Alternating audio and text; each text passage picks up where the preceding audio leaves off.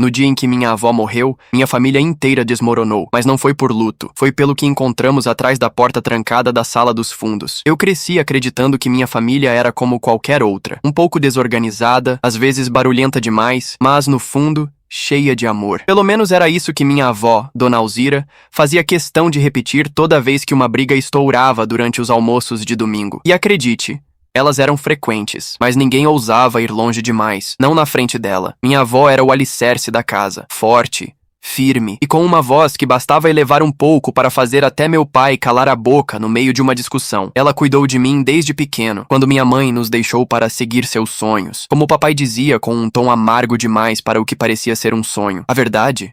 Nunca soube direito o que aconteceu com ela. Sempre que eu perguntava, a resposta era vaga. Sua mãe precisou ir embora, meu filho. Um dia, quando você for mais velho, vai entender. Eu já tinha 28 anos e até hoje não entendia. A casa onde vivíamos era uma daquelas construções antigas, com azulejos florais na cozinha, móveis de madeira maciça e portas que rangiam só de olhar. E tinha a tal da sala dos fundos. Ninguém entrava lá. Desde que me conheço por gente, aquela porta estava sempre trancada. Quando eu era criança, até tentei espiar por baixo, mas tudo que via era escuridão e uma sensação esquisita, como se o ar ali dentro fosse mais pesado. Perguntei uma vez para minha avó o que havia lá. Apenas coisas velhas, lembranças que é melhor deixar guardadas. Na época, aceitei a explicação, mas sempre fiquei com aquilo na cabeça, principalmente porque, toda vez que alguém mencionava aquela sala, meu pai ficava nervoso. Certa vez ouvi ele sussurrando para minha tia Marta: "Um dia essa velha vai morrer e vamos ter que lidar com aquilo." Aquilo o quê? Aquilo quem? Nunca soube. E sinceramente, com o tempo, deixei pra lá, até que ela morreu. Foi numa manhã de segunda-feira. A cuidadora ligou chorando, dizendo que minha avó não acordava. Fui correndo até lá. Meu pai já estava na porta com os olhos vermelhos, mas sem lágrimas. Ele não era de chorar. E também não era de abraçar, mas naquele dia me puxou pra perto como se eu ainda fosse uma criança. "Ela se foi, filho. Acabou." Mas não tinha acabado. Estava apenas começando. No dia do velório, a tensão entre os irmãos, meu pai, minha tia Marta e o tio Rogério estava quase palpável. Trocas de olhares, conversas cochichadas e silêncios longos demais. Até minha prima Juliana, filha da Marta, comentou comigo: "Parece que estão escondendo alguma coisa, né? Você percebeu?" Eu assenti. E percebi mais ainda quando, após o enterro, eles começaram a discutir no quintal da casa. Achei que fosse por causa da partilha dos bens, mas então ouvi claramente o tio Rogério dizer: "Não dá mais pra esconder. Alzira morreu. Agora a gente tem que abrir aquela maldita sala." Eu travei.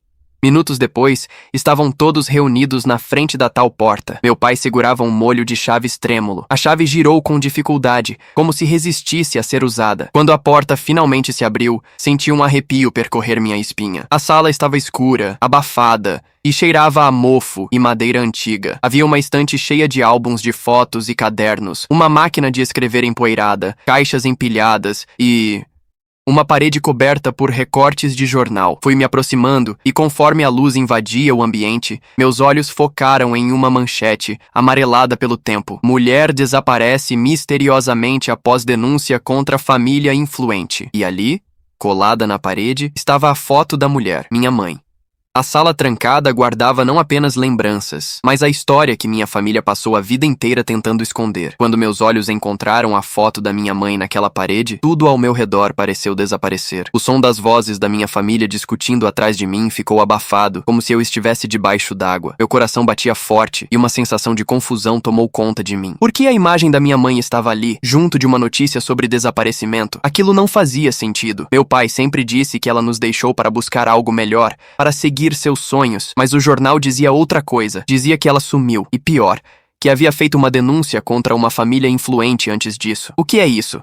perguntei, sem conseguir esconder o choque na minha voz. Meu pai, a tia Marta e o tio Rogério ficaram em silêncio. Todos se olharam. A tensão era tão forte que parecia que o ar havia ficado mais denso. Finalmente, foi a tia Marta quem quebrou o silêncio. "Chegou a hora, né? A Alzira morreu. Agora não tem mais por que esconder." "Esconder o quê?" insisti, sentindo a raiva subir. "Vocês sabiam disso tudo esse tempo todo?" Meu pai suspirou e passou a mão no rosto. "Filho, a sua mãe não foi embora por vontade própria. Ela desapareceu e ninguém nunca mais teve coragem de tocar nesse assunto. A mãe tentou proteger você e proteger todos nós." "Proteger de quê, pai?" Ele se aproximou da parede e apontou para uma foto menor, ao lado da manchete. Era uma imagem de minha mãe, mais nova, segurando um papel na mão. No verso da foto, escrito a caneta, lia-se: "Reunião na prefeitura, 18 11/1997. Essa data mexeu comigo. Eu tinha apenas 1 ano de idade na época. Tio Rogério puxou uma caixa de papelão de cima de um armário e a colocou no chão. Dentro, havia mais documentos, recortes, bilhetes manuscritos e até um gravador de fita cassete. A sua mãe descobriu algo, ele começou a dizer, com um tom de voz baixo, quase como se tivesse medo de ser ouvido. Algo que envolvia o avô de vocês, o pai da Alzira e gente grande da cidade. Corrupção pesada, desvio de verbas, até construção de escola fantasma. Ela queria denunciar. E o que aconteceu com ela? Perguntei com a voz tremendo. Sumiu 2 dias depois de tentar levar os documentos à promotoria. A polícia não investigou. Disseram que ela fugiu, mas nós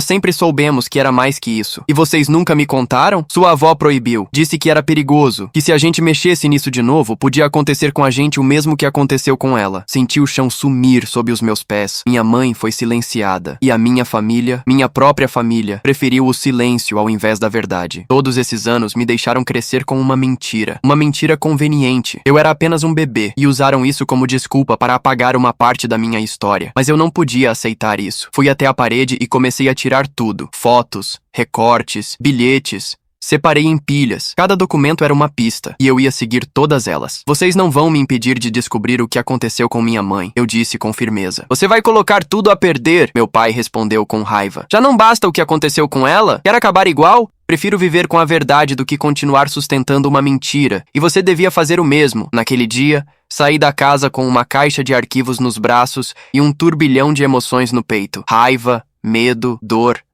mas acima de tudo, determinação. Eu não fazia ideia do que encontraria, mas sabia de uma coisa: o silêncio da minha família tinha durado tempo demais. E estava na hora de alguém quebrar esse ciclo. Quando cheguei em casa naquela noite, coloquei a caixa em cima da mesa da sala como se estivesse carregando uma bomba prestes a explodir. Fiquei olhando para ela por alguns minutos, sem coragem de abrir de novo. Parecia que aquele papelão velho continha mais que documentos. Era como se ele guardasse uma energia densa, carregada, como se cada folha ali dentro tivesse absorvido o peso de anos de silêncio, dor e culpa. Mas eu precisava encarar. Precisava descobrir quem foi, de verdade, minha mãe e o que fizeram com ela. Comecei pelos bilhetes. A maioria era escrita à mão, em uma caligrafia firme e arredondada, claramente da minha mãe. Frases curtas, recados a ela mesma, como lembretes. Um deles me arrepiou. Confiar no vereador é perigoso. Gravar conversa, duplicar fita. Outro dizia: se acontecer algo comigo, mostrar tudo à imprensa. Ela sabia.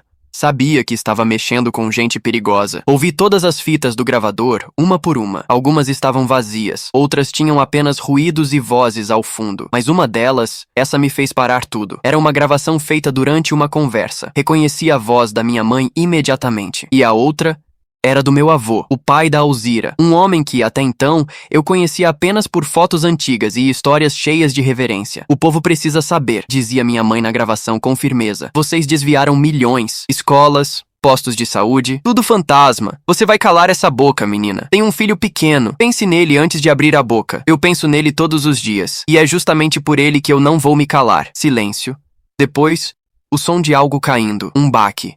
E a fita acabava ali. Fiquei estático. Aquele diálogo parecia tirado de um filme, mas era real. Era a minha família, meu avô, o homem respeitado da cidade, ameaçando minha mãe. E ninguém nunca foi responsabilizado por nada. No dia seguinte, levei a fita a um amigo da faculdade, o Davi, que agora trabalhava como jornalista investigativo. Contei tudo a ele, desde o momento em que abrimos a sala até a descoberta da gravação. Cara, isso é grande demais. E perigoso também, ele disse ouvindo a fita com atenção. Mas se for real, a gente pode finalmente jogar luz nisso tudo. Eu quero justiça, só isso.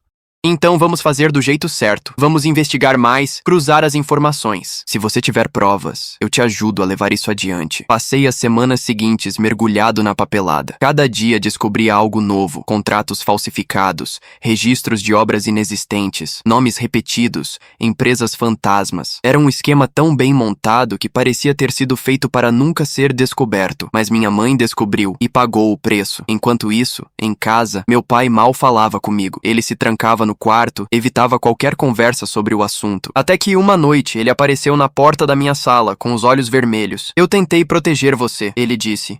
A voz falha. E no fundo, acho que tentei proteger a mim mesmo também. Eu sabia que ela estava certa, mas tive medo. Medo de quê? Medo de perder tudo. E no fim perdi mesmo. Ela, você, a paz. E agora? Talvez ainda tenha tempo de consertar alguma coisa. Pela primeira vez, vi meu pai como um homem frágil, um homem que viveu anos se escondendo atrás do silêncio, mas que agora, talvez, estivesse pronto para falar. Eu vou te contar tudo o que sei, ele disse. Mas você precisa prometer que vai tomar cuidado. Prometo. Respondi, mesmo sabendo que talvez fosse tarde demais para prometer segurança em uma história como essa. Meu pai sentou-se à minha frente como se carregasse o peso de um mundo inteiro nas costas. Pela primeira vez desde que tudo começou, ele parecia mais velho. Não fisicamente, mas emocionalmente. Como se anos de arrependimento tivessem finalmente desabado sobre ele. A sua mãe... Ele começou engolindo seco. Era a pessoa mais corajosa que eu conheci. Quando ela começou a investigar o que seu avô estava fazendo, eu achei que fosse só paranoia, uma fase, sei lá. Mas aí ela começou a juntar provas, áudios, documentos, fotos... E as coisas começaram a fazer sentido. Ele fez uma pausa, olhando fixamente para o chão. Quando ela foi à promotoria pela primeira vez, voltou assustada. Disse que alguém lá dentro avisou que o sistema estava todo contaminado, que denunciar ali era o mesmo que avisar aos próprios criminosos. Ela entrou em pânico, mas não desistiu. Queria ir à imprensa. E você? O que fez? Ele balançou a cabeça envergonhado. Eu implorei para ela parar. Disse que a gente podia se mudar, sumir. Deixar tudo pra trás, mas ela me olhou com aquele jeito dela firme e falou: a verdade não é algo que se deixa pra trás. A verdade é o que nos liberta. Engoli em seco. E foi quando ela sumiu? 2 dias depois. Saiu dizendo que tinha uma reunião marcada com um jornalista de São Paulo, alguém que podia ajudar. Nunca mais voltou. Procuramos, é claro, mas tudo que encontramos foi o carro dela abandonado na beira da estrada, sem sinais de luta, sem pistas. E Ninguém quis investigar a fundo, porque estavam todos envolvidos? Exatamente. Aquilo doía. Mais do que raiva, eu sentia uma dor profunda por tudo que ela viveu, por tudo que lutou, e por ter sido deixada sozinha nessa guerra. Por que a vovó nunca falou nada? Perguntei.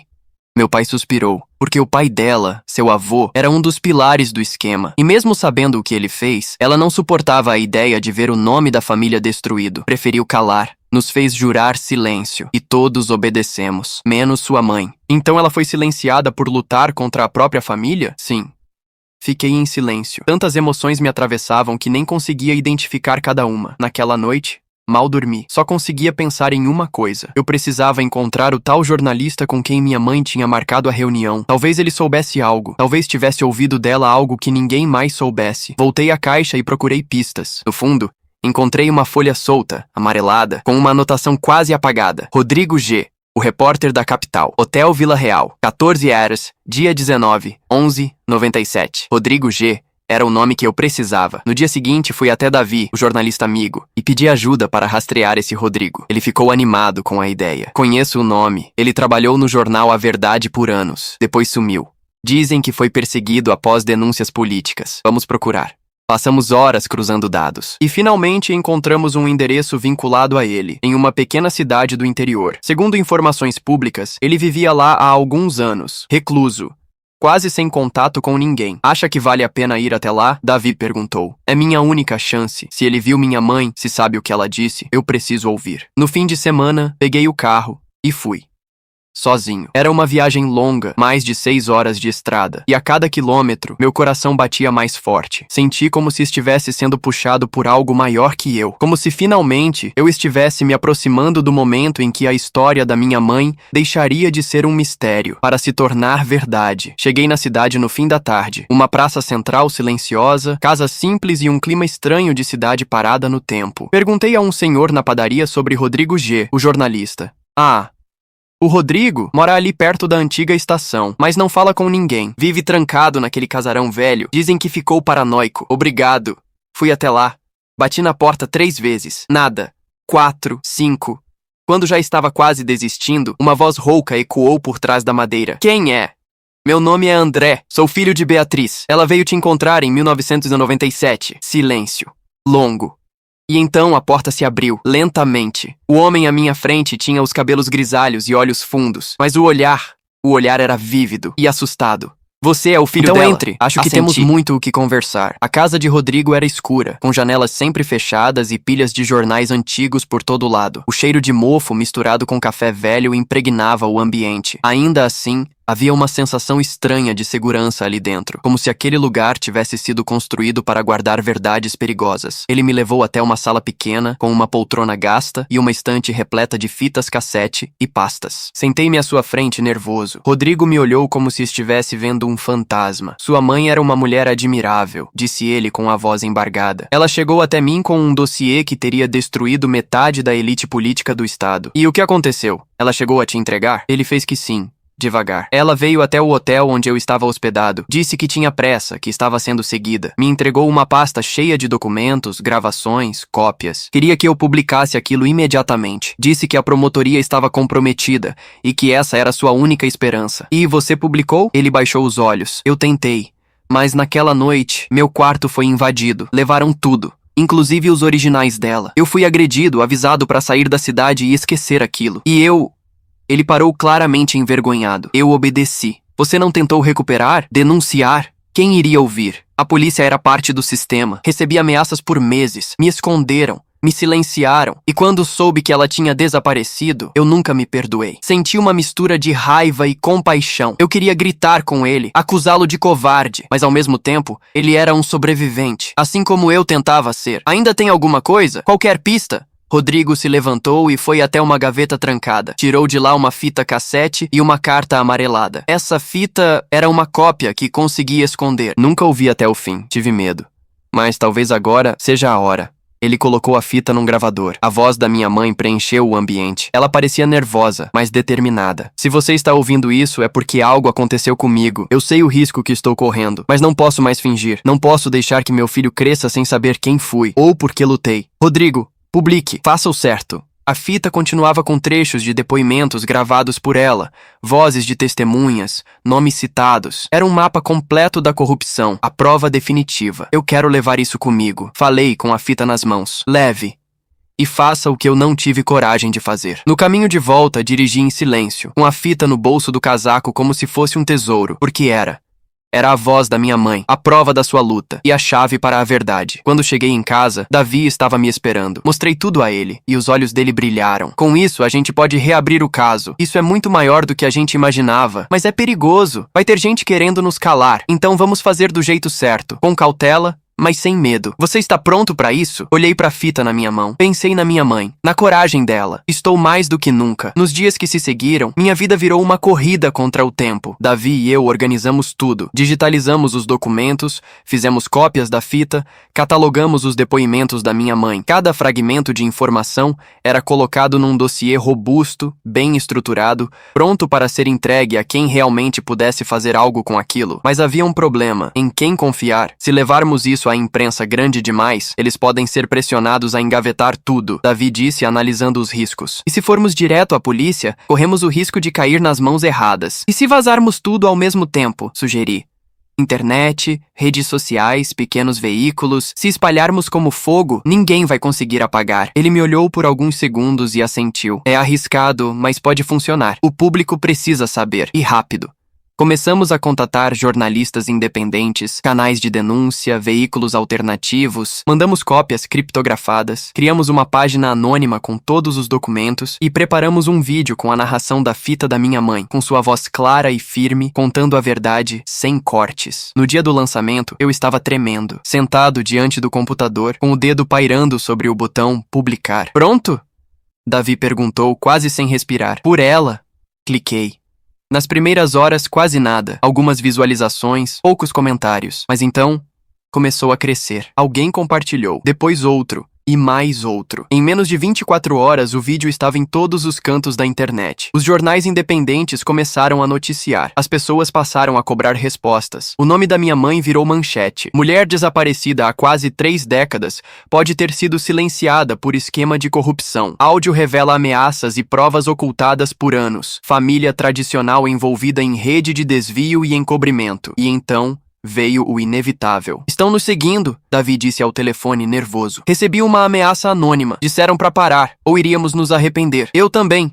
Um carro preto passou 3 vezes na frente da minha casa. Mas agora é tarde. O mundo já viu. Não tem como voltar atrás. Mas mesmo com o apoio público crescendo, a tensão aumentava. Meu pai, que até então estava me apoiando em silêncio, me chamou para conversar. Filho, Você está preparado para o que vem depois? O que vem depois? Revirar esse passado vai mudar tudo. Vai reabrir feridas, destruir reputações, vai dividir a família. Você está pronto para perder isso? Eu respirei fundo. Não era uma pergunta simples, mas já sabia a resposta. Eu já perdi minha mãe. Eu só quero a verdade, seja ela qual for. Ele me olhou com os olhos marejados. Então, vai, e saiba que, apesar de tudo, eu tenho orgulho do que está fazendo. Aquelas palavras me emocionaram mais do que eu imaginava. Meu pai, mesmo cheio de falhas, estava finalmente rompendo o silêncio. Na semana seguinte, uma reviravolta. O Ministério Público abriu uma investigação formal. Pediram cópias dos documentos, nomearam um promotor independente. Alguns nomes começaram a cair, inclusive nomes de políticos que ainda estavam no poder. Mas junto com a esperança, veio o baque. Recebi uma ligação anônima, voz masculina, baixa, pausada. Você está se achando esperto, né? Mas a verdade não salva ninguém. Ela mata. Fiquei paralisado. Aquela ameaça era real. Eles estavam com medo e por isso estavam dispostos a tudo. Mas eu já tinha tomado minha decisão. Se eles achavam que podiam me calar, estavam prestes a descobrir que tinham mexido com o filho da mulher errada. Na manhã seguinte à ameaça, acordei com o som de sirenes. Um carro da polícia parou em frente à minha casa e por um segundo temi que tivessem vindo me prender, inventar alguma acusação absurda, me silenciar de vez. Mas era outra coisa. André Souza? Perguntou o agente ao sair do carro. Temos uma solicitação do promotor responsável pelo caso da sua mãe. Ele gostaria de conversar pessoalmente. Fui levado até a sede do Ministério Público. Lá, encontrei o promotor designado, um homem calvo, de expressão séria, chamado Dr. Vinícius Camargo. Ao senhor André, quero que saiba que sua coragem está causando um efeito tremendo. Estamos abrindo uma força-tarefa para investigar todos os envolvidos nos documentos apresentados. Mas preciso lhe fazer uma pergunta séria. Assenti. Nervoso. Está preparado para descobrir verdades que talvez sejam mais duras do que imagina? Já vi minha mãe ser chamada de louca, subversiva, desaparecida. Nada é mais duro do que isso. Ele me estendeu uma pasta. Encontramos em um antigo arquivo da promotoria um relatório que havia sido arquivado sem motivo claro. Alguém tentou enterrá-lo. É sobre a noite em que sua mãe desapareceu. Abri a pasta com as mãos trêmulas. O relatório era assinado por um policial chamado Elias Mendes. Dizia que, no dia 19 de novembro de 1997, ele foi chamado para atender a uma ocorrência na estrada. Um carro abandonado. Dentro, uma pasta de documentos rasgados, manchas de sangue no volante e um colar feminino. Mas o mais chocante era o anexo. Uma fotografia tirada no local. A imagem era borrada, mas mostrava uma mulher sendo empurrada para dentro de um carro preto por dois homens. Um deles usava terno claro. Conseguimos localizar esse policial. Está aposentado, mas aceitou falar com você. Fui até o endereço indicado, uma casa simples no interior. O senhor Elias abriu a porta com cautela. Você é o filho da moça do caso da estrada, né? Disse com a voz fraca. Sou. E preciso saber. Foi ela na foto? Ele fez que sim. Foi. Nunca esqueci aquele rosto, mas a ordem foi clara. Arquivar, esquecer e nunca mais tocar no assunto. Quem deu essa ordem? Ele hesitou. Depois respirou fundo. O chefe de gabinete do então prefeito, nomeado por um vereador da cidade. O nome dele era Alberto Salles. Esse nome me fez congelar. Alberto Salles? Ele é meu tio-avô, irmão da minha avó. Pois é. Ele estava em todo lugar. Era o elo entre os políticos e os empresários. Ele garantiu que tudo ficasse encoberto. Saí daquela casa com o estômago embrulhado. Minha mãe foi sequestrada e possivelmente morta por gente da minha própria família. Cheguei em casa e encarei a foto antiga do clã familiar na parede. Todos sorrindo, felizes. Inclusive ele, Alberto, com sua expressão de avô bonachão, era o verdadeiro arquiteto do silêncio. Contei tudo ao meu pai. Ele empalideceu. O tio Alberto? Isso não pode ser. Mas é. E agora eu preciso fazer o que minha mãe tentou. Expô-los. Todos eles. Vai ser perigoso, filho. Muito. Ela enfrentou isso sozinha. Eu não vou repetir o erro de deixá-la lutar sozinha de novo. E então veio a notícia que mudaria tudo. Um repórter de TV, investigando paralelamente, encontrou registros médicos de um hospital psiquiátrico de São José dos Campos. Uma internação sigilosa, sem nome. Apenas com a identificação paciente Fênix 01997. Há relatos de que essa paciente foi internada no mesmo dia do desaparecimento da sua mãe, explicou o jornalista. Mesma idade, mesmas características físicas, mas sem nenhum parente registrado. O mundo parou. Você está dizendo que ela pode estar viva? Só tem uma forma de saber. Naquele momento, tudo mudou. Eu não estava mais lutando apenas por justiça. Eu estava lutando para encontrá-la. O Hospital Psiquiátrico de São José dos Campos era um prédio antigo, escondido entre árvores e muros altos, como se tivesse sido construído para manter seus segredos tão bem trancados quanto a sala dos fundos da casa da minha avó. Assim que entrei no portão, senti o ar pesar nos pulmões. Fui direto até a administração, acompanhado de Davi e de uma advogada amiga dele, a doutora Clarice, que nos ajudava desde que a investigação tinha começado a tomar proporções maiores. Queremos informações sobre uma paciente internada em novembro de 1997, disse ela com firmeza, identificada apenas como Fênix 0197. A atendente consultou registros, trocou olhares com outra funcionária e então chamou a diretora do hospital. Uma mulher de meia idade, de voz calma demais para a atenção que carregava. Não costumo autorizar visitas ou liberação de informações sobre pacientes antigos, disse ela. Mas esse caso é diferente. Ela nos levou até uma ala isolada, mais afastada do prédio principal. O corredor era silencioso, com janelas altas e camas impecavelmente arrumadas. No fundo do corredor, uma porta com uma pequena placa, Fênix 0197. Meu coração parecia prestes a explodir. Ela vive aqui desde o fim de 1997, explicou a diretora. Foi internada sem documentos, em estado de choque profundo. Durante anos, não falava. Depois começou a escrever, mas nunca revelou sua identidade. Ela vive em um mundo próprio. Mas, ultimamente, tem mostrado sinais de lembrança. Posso vê-la? A diretora hesitou, depois assentiu. Abriu a porta com cuidado, como quem entra num santuário. E ali, sentada junto à janela, de costas para mim, estava ela. Cabelos grisalhos longos, corpo frágil, vestida de branco. Senhora Fênix, tem visita, disse a diretora com ternura. Ela se virou devagar. Nossos olhos se encontraram. E naquele momento, o tempo parou. Eu soube. Antes mesmo de qualquer palavra, de qualquer confirmação, eu soube. Aquela era minha mãe. Mãe? Minha voz saiu trêmula, quase um sussurro. Ela franziu o senho, como quem tenta puxar algo da memória. Levou a mão ao peito, onde havia um colar. O mesmo colar da foto no carro abandonado. E então, seus lábios se moveram, com uma voz fraca, mas firme. André! Foi como se o mundo desabasse dentro de mim. Caí de joelhos. As lágrimas vinham como um rio represado por décadas. Ela chorou também. Nos abraçamos com um cuidado quase sagrado, como quem teme que o toque possa dissipar uma ilusão. Mas era real. Era ela. Minha mãe, viva. As semanas seguintes foram uma montanha russa. Com a confirmação de sua identidade, o caso tomou proporções nacionais. Exames de DNA confirmaram o parentesco. As autoridades passaram a investigar o hospital, que havia sido usado como esconderijo para sumir com pessoas inconvenientes ao sistema político da época. Minha mãe passou a receber acompanhamento psicológico intensivo. A recuperação era lenta, mas a presença dela já era um milagre por si só. Certa noite, ela me chamou para conversar, ainda com a voz embargada pelo esforço de resgatar memórias enterradas. Eles me doparam, me mantiveram apagada por tanto tempo, mas eu nunca esqueci seu rosto, nunca esqueci seu nome, só não conseguia encontrar o caminho de volta. Eu segurei sua mão com firmeza. Agora estamos aqui, juntos.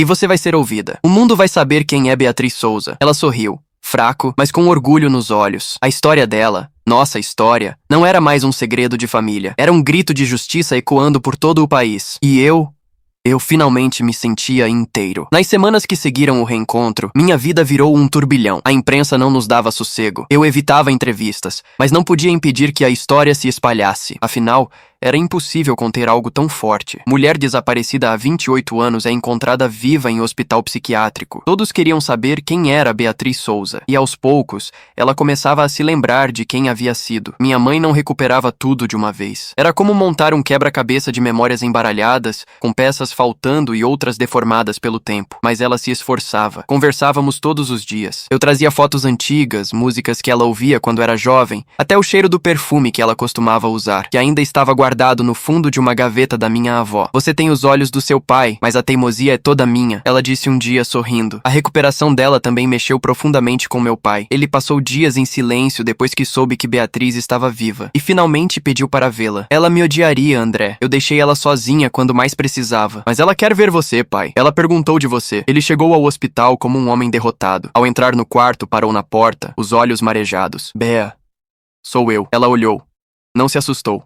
Não chorou, mas ficou em silêncio por longos segundos. E então disse, Você também sobreviveu, não é? Meu pai se aproximou devagar, sentou-se ao lado dela e ali, naquele momento, 2 sobreviventes se reencontraram. Eles não precisavam de desculpas ou justificativas, só de presença, de um recomeço silencioso. Enquanto isso, a investigação contra os envolvidos avançava com força total. Vários políticos foram presos, empresários influentes caíram e, o mais importante, o nome da minha mãe foi oficialmente retirado da lista de desaparecidos e reconhecido como vítima de um crime de Estado. Mas nem tudo eram flores. Minha avó, mesmo falecida, foi duramente criticada nas redes sociais. Muitos não compreendiam como ela pôde ter mantido o segredo por tantos anos. Eu também lutei com isso, por dias. Senti raiva por ter crescido acreditando em uma mentira, mas aos poucos, entendi.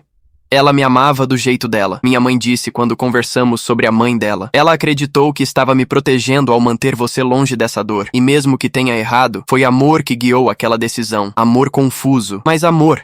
Essa frase me atravessou. Naquele ponto, eu percebi que perdoar não era esquecer, era aceitar que todos somos humanos, frágeis, contraditórios, e que o amor nem sempre vem do jeito certo. Mas isso não significa que ele não existiu. Começamos a planejar uma homenagem pública, não para transformar minha mãe em mártir, mas para garantir que sua história servisse de alerta. Fizemos um evento com o Ministério Público, e ela, com sua voz ainda fraca, mas cheia de coragem, subiu ao palco para dizer apenas uma frase: "A verdade me salvou, que ela também salve outros." Aquela frase virou manchete, e naquele momento, vi diante de mim não apenas minha mãe, mas uma mulher inteira, reconstruída, renascida. A verdadeira Beatriz Souza. Após o evento público, a vida passou a correr em um ritmo novo, ainda turbulento, ainda cercado de emoções fortes, mas agora com um propósito diferente. Pela primeira vez em muito tempo, eu sentia que havia uma direção, um sentido em tudo aquilo. A história da minha mãe não era mais um segredo de família,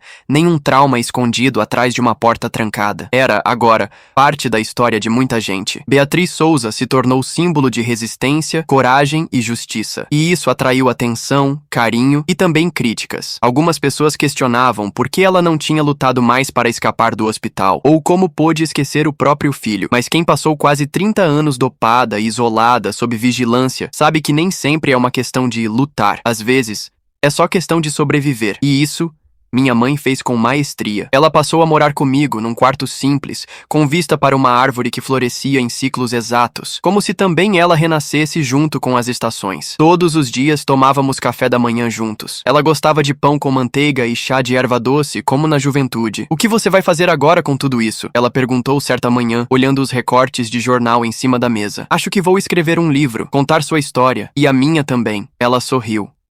Então escreve com o coração. Mas não esquece, não somos só vítimas, somos sobreviventes." Essa frase ficou na minha cabeça o dia inteiro. Minha relação com meu pai também mudou. Ele passou a visitar minha mãe com frequência, e aos poucos, eles começaram a conversar como velhos amigos. Havia entre eles uma cumplicidade silenciosa, uma espécie de reconciliação que não precisava ser dita em voz alta. "Ela ainda é a mulher mais forte que conheci", ele me disse um dia enquanto lavávamos a louça. "E você é o filho que ela sonhou criar." Essas palavras me tocaram profundamente. Por tantos anos me senti incompleto, desconectado. Mas agora, com minha mãe de volta, meu pai tentando reparar o passado e minha própria identidade reconstruída, algo finalmente se encaixava. Claro, nem tudo se resolveu de forma perfeita. Minha tia Marta e o tio Rogério se afastaram. Disseram que eu expus a família demais, que manchei o nome dos nossos antepassados. Não tentei convencê-los do contrário. Entendi que cada um lida com a verdade de um jeito. Alguns se libertam, outros se escondem. Certo dia, voltei à casa da minha avó, a mesma em que tudo começou, sozinho.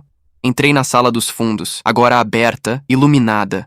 Sentei no chão entre as caixas. Peguei um dos cadernos da minha mãe e comecei a ler suas anotações. No final de uma das páginas, havia uma frase sublinhada: "Se um dia eu sumir, não deixe que me apaguem." Chorei ali mesmo. Porque eu não deixei. Porque ela não sumiu. Porque apesar de tudo, ela venceu. Hoje, ao escrever estas palavras, sei que nossa história não é só minha. É de todos que foram silenciados, esquecidos, apagados por conveniência ou medo. E é também uma lembrança viva de que, por mais que tentem esconder a verdade, ela sempre encontra um jeito de sair pela fresta.